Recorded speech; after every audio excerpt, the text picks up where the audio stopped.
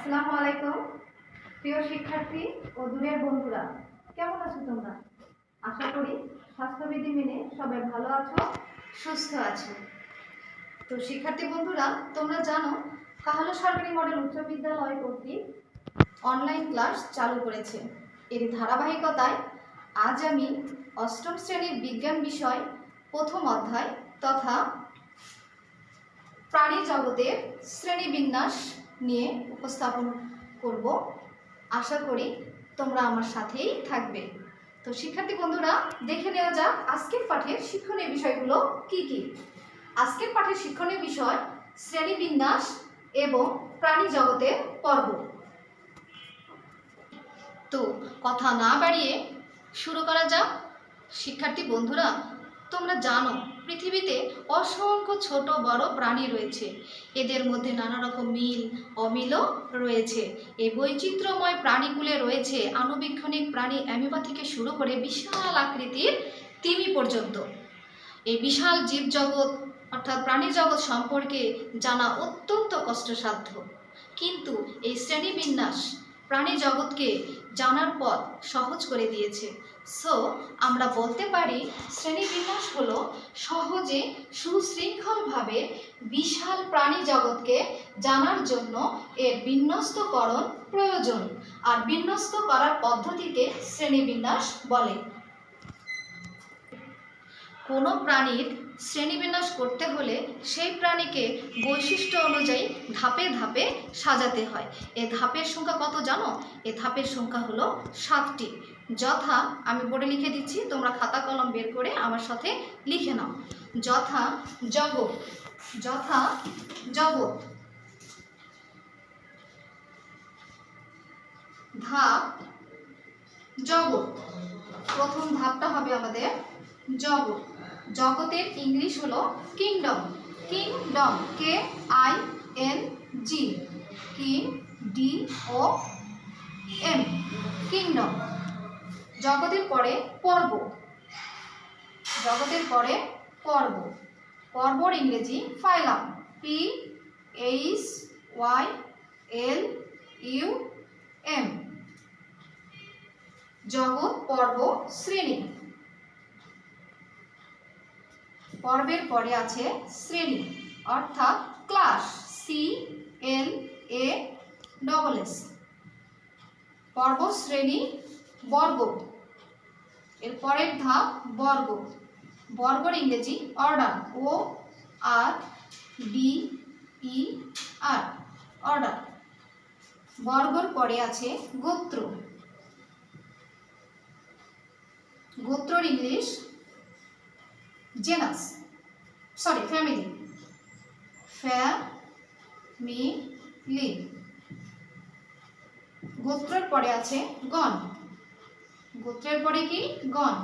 গণ হলো genus, GENUS, genus. জেনাসের পরে আছে প্রজাতি, প্রজাতি। প্রজাতি স্পেসিস, SPECIES, স্পেসিস। তাহলে 7টা ধাপ আমরা পেয়ে গেলাম: জগৎ, পর্ব, শ্রেণী, বর্গ, গোত্র, গণ, প্রজাতি। শিক্ষার্থী বন্ধুরা, তোমরা আরেকটু খেয়াল করো, এই গণ এবং প্রজাতি, এই গণ এবং প্রজাতি মিলেই কিন্তু একটা প্রাণীর বৈজ্ঞানিক নাম হয়। একটা প্রাণী অর্থাৎ উদ্ভিদ এবং প্রাণী দুটোই এদের বৈজ্ঞানিক নাম হয়।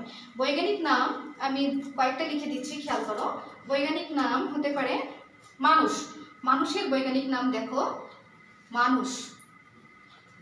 মানুষের বৈজ্ঞানিক নাম Homo sapiens, HOMO, Homo, SAPIENS, Homo sapiens.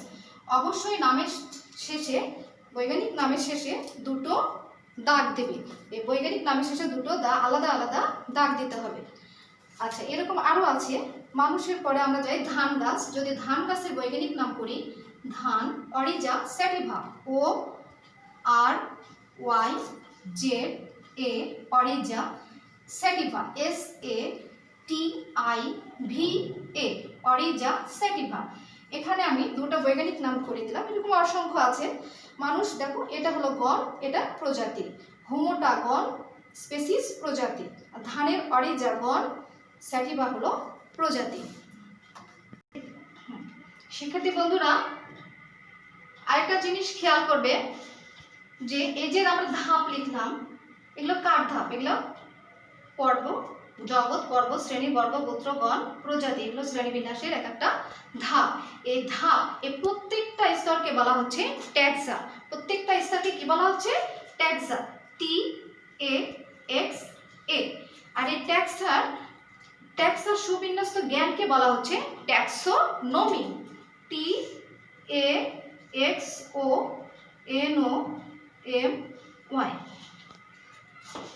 এই ট্যাক্সা এবং ট্যাক্সোনমি সম্পর্কে তোমরা পরবর্তী ক্লাস অর্থাৎ নবম এবং দশম শ্রেণীতে, তারপর আরো যত উপরে উঠবো তত আরো বিস্তারিত জানতে পারবা। শিক্ষার্থী বন্ধুরা এতক্ষণ আমরা শ্রেণীবিন্যাস নিয়ে সংক্ষেপ হলেও কিছু আলোচনা করলাম। তাহলে এবার আমরা শিক্ষণীয় বিষয় প্রাণী জগতের পর্বতে চলে আসি। দেখো প্রাণী জগতের পর্ব কয়টা? 9টা।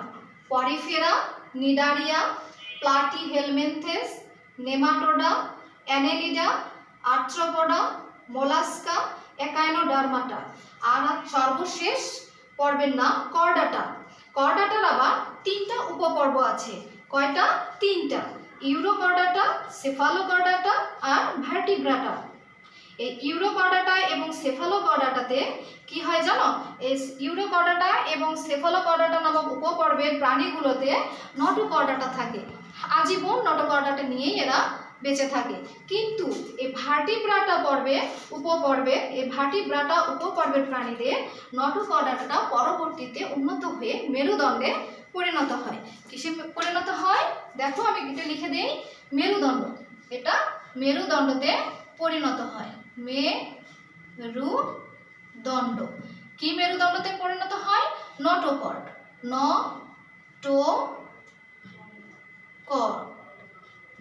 নটোকর্ডটা পরবর্তীতে মেরুদণ্ডে পরিণত হয়। আর এই দুটো ইউরোকর্ডাটা এবং সেফালোকর্ডাটাতে নটোকর্ড থেকেই যায়। এজন্য ভার্টিব্রাটা উপপর্বের প্রাণীদেরকে আবার 7টা শ্রেণীতে বিভক্ত করা যায়। শ্রেণীগুলো কি? সাইক্লোস্ট্রোমাটা, কন্ড্রিকথিস, অস্টিকথিস, উভচর, সরীসৃপ, পক্ষীকুল, স্তন্যপায়ী। শিক্ষার্থী বন্ধুরা এর পরের ক্লাসে এর পরের বিষয়গুলো আমরা একটু পাওয়ার পয়েন্টে দেখানোর চেষ্টা করি, যেহেতু একটু ছবি আছে তো ছবিগুলো না দেখা গেলে বোঝা যাবে না। আমাদের প্রথম পর্বের নাম ছিল পরিফেরা। এই পরিফেরা পর্বের প্রাণীরা স্পঞ্জ নামে পরিচিত। এরা দলবদ্ধভাবে বাস করে। সামুদ্রিক তবে স্বাদু পানিতেও পাওয়া যায়। এদের বৈশিষ্ট্য সরলতম বহুকোষী প্রাণী। দেহপ্রাচীর অসংখ্য ছিদ্রযুক্ত। এই ছিদ্রপথে পানির সাথে অক্সিজেন, খাদ্যবস্তু প্রবেশ করে। উদাহরণ স্পঞ্জিলা এবং স্কাইফা। এর পরবর্তী পর্ব আমাদের ছিল নিডারিয়া। 2 নম্বর পর্বের নাম নিডারিয়া। পূর্বে সিলেন্ট্রাটা নামে এরা পরিচিত ছিল। এরা খাল, বিল, নদী, ঝর্ণা ইত্যাদিতে দেখা যায়। এ পর্বের প্রাণীরা বৈচিত্র্য বর্ণের হয়। বৈশিষ্ট্য কি? এদের দেহ 2টি ভ্রূণীয় কোষস্তর দ্বারা গঠিত। দেহ গহ্বরকে সিলেন্ট্রন বলে। এটা এখানে যে ছবিটা তোমরা দেখতে পাচ্ছ এটা হলো হাইড্রার ছবি। উদাহরণ হিসেবে আমরা বলতে পারি হাইড্রা এবং ওবেলিয়া। এদের যে দেহ গহ্বর আছে এই দেহ গহ্বরের ভিতরে ফাঁকা জায়গা আছে, এটাকে বলা হয় সিলেন্ট্রন। এর পরবর্তী পর্ব প্লাটিহেলমিনথেস। এই পর্বের প্রাণীদের জীবনযাত্রা বেশ বৈচিত্র্যময়। এ পর্বের প্রাণীরা বহিঃপরজীবী বা অন্তঃপরজীবী হিসেবে অন্য জীবদেহের বাহিরে বা ভিতরে বসবাস করে। এদের বৈশিষ্ট্য কি জানো? এদের বৈশিষ্ট্য দেহ চ্যাপ্টা এবং উভয়লিঙ্গ, বহিঃপরজীবী ও অন্তঃপরজীবী। উদাহরণ হিসেবে আমরা বলতে পারি ফিতাকৃমি এবং যকৃৎ কৃমি। আমরা ছবিতে যে দেখতে পাচ্ছি এটা হলো ফিতাকৃমি। এর পরের পর্ব নেমাটোডা। এই পর্বের প্রাণীরা অন্তঃপরজীবী হিসেবে প্রাণীর অন্ত্র ও রক্তে বাস করে, নানা রকম রোগ জীবাণুর সৃষ্টি করে এবং জীবের ক্ষতি সাধন করে। এদের বৈশিষ্ট্য: দেহ নলাকার ও পুরু ত্বক দ্বারা আবৃত, সাধারণত এক লিঙ্গ। উদাহরণ: গোল কৃমি। এর পরবর্তী পর্ব আমাদের অ্যানেলিডা। পৃথিবীর প্রায় সব নাতিশীতোষ্ণ ও উষ্ণমণ্ডলীয় অঞ্চলে এ পর্বের প্রাণীদের পাওয়া যায়। এরা সাধারণত পাথর ও স্যাঁতসেঁতে মাটিতে গর্ত খুঁড়ে বসবাস করে। বৈশিষ্ট্য হিসেবে আমরা বলতে পারি দেহ নলাকার ও খণ্ডায়িত। নেফ্রিডিয়া নামক রেচন অঙ্গ থাকে। ছবি দেখে নিশ্চয়ই বুঝতে পারছো এটা কি। এটা কেঁচো, উদাহরণ কেঁচো, এবং এটা জোঁক। এর পরবর্তী পর্ব অর্থাৎ 6 নম্বর পর্ব আর্থ্রোপোডা। শিক্ষার্থী বন্ধুরা, এখানে একটু কথা না বললেই না। এখানে দেখো আর্থ্রোপোডা, থই রফলা ওকার রেপ হবে। আমার একটু ফন্টের সমস্যার কারণে রেপটা দিতে পারি নাই বলে দুঃখিত, তোমরা একটু সহ্য করে নিও। আর্থ্রোপোডা রেপটা দিয়ে নিও। আচ্ছা, আর্থ্রোপোডা পর্বের প্রাণীরা, এরা জীবজগতের সবচাইতে বৃহত্তর পর্বের নামই হলো আর্থ্রোপোডা। এরা পৃথিবীর সকল পরিবেশে বাস করতে সক্ষম। এরা অনেকে ডানার সাহায্যে আবার উঠতেও পারে। বৈশিষ্ট্য হিসেবে আমরা বলতে পারি দেহ বিভিন্ন অঞ্চলে বিভক্ত ও সন্ধিযুক্ত উপাঙ্গ বিদ্যমান। মাথায় একজোড়া পুঞ্জাক্ষী ও অ্যান্টেনা থাকে। দেখো ছবিতে আমরা দেখতে পাচ্ছি এই যে অ্যান্টেনা এবং পুঞ্জাক্ষী। উদাহরণ: প্রজাপতি, আরশোলা। এর পরবর্তী পর্ব অর্থাৎ আমাদের 7 নম্বর পর্বের নাম ছিল মলাস্কা। এরা পৃথিবীর সকল পরিবেশে বাস করে। সবাই প্রায় সামুদ্রিক, তবে কিছু কিছু প্রজাতি পাহাড়ি অঞ্চলে, বনে জঙ্গলে ও স্বাদু পানিতেও বাস করে। বৈশিষ্ট্য হিসাবে আমরা বলতে পারি দেহ নরম এবং শক্ত খোলস দ্বারা আবৃত।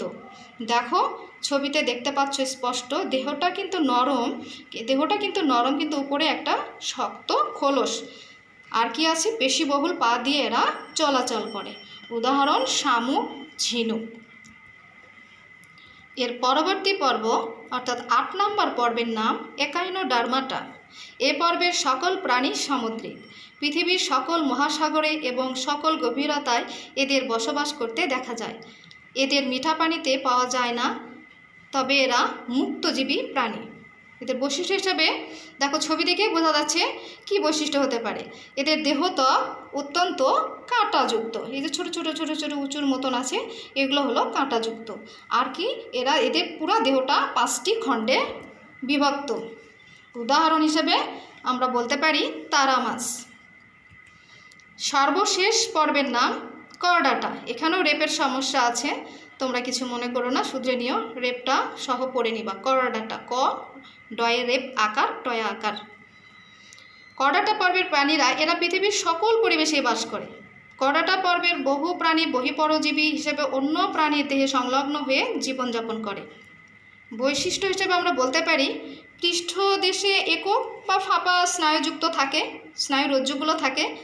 আর এই পর্বের প্রাণীদের নটোকর্ড থাকে। এই পর্বের প্রাণীদের কী থাকে? নটোকর্ড। তবে অনেক সময় নটোকর্ডটা কী হয়?